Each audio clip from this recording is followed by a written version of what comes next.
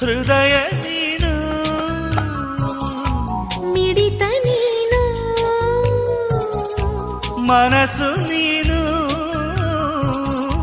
ಮಮತೆ ನೀನು.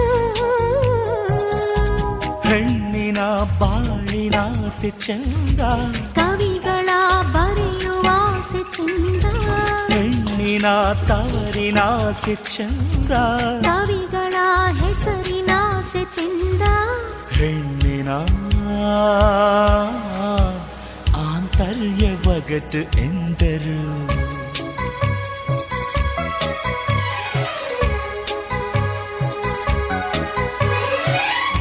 ಪ್ರಿಯತಮ ಕವಿ ಬಿಡಿಸೋ ಒಗಟೇ ಚಂದ. ಹೆಣ್ಣಿನ